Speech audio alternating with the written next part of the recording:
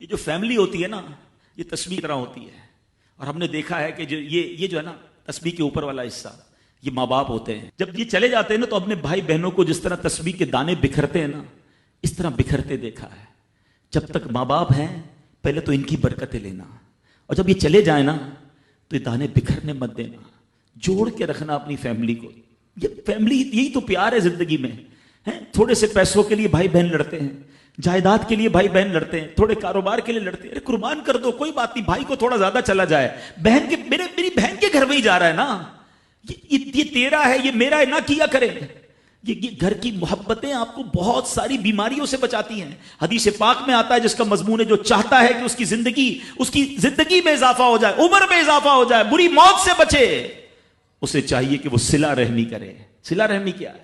اپنے رشتہ داروں کے ساتھ اچھا سلوک. اور رشتہ داروں میں the closest family member جو ہے وہ بھائی بہن ہیں، وہ ماں باپ ہیں، بیوی بچے ہیں. ارے ان کو چھوڑ کر دنیا سے محبتیں جتا رہے ہو؟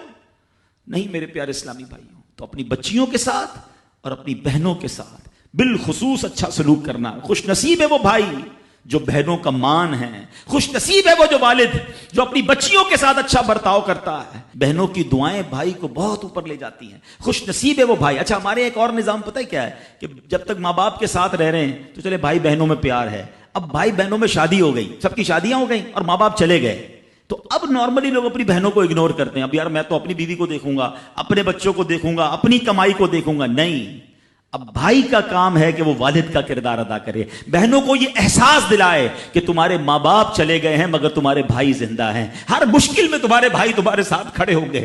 کبھی بہنوں کو یہ ریئلائز مت کرانا کہ وہ اکیلی کہیں کسی پرابلم میں ہو تو وہ اکیلے میں سوچے کہ میرے ماں ہوتی تو میں ماں سے بات کر لیتی، باپ ہوتا تو میں باپ سے کہہ دیتی. بھائی کو کیا کہوں، وہ تو سنتا ہی نہیں ہے. ہیں ایسے بھائی آج بھی کہ بہنیں انہیں اپنا دکھ بھی شیئر نہیں کرتی ہیں، بلکہ بھائیوں کو پڑی ہی نہیں ہے بہن کدھر گئی.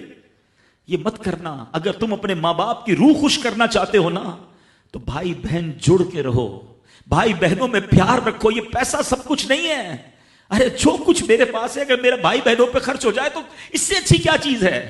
یہ یاد رکھے جو سوشل میڈیا پہ ہزاروں فرینڈ بنائے بیٹھے نا کہ میرے 5,000 فرینڈ تو میرے 10,000 فرینڈ، کسی دن بستر پر پڑو گے نا اسپتال میں تو اس بستر کے کنارے تمہیں تمہارے بھائی بہن ہی نظر آئیں گے.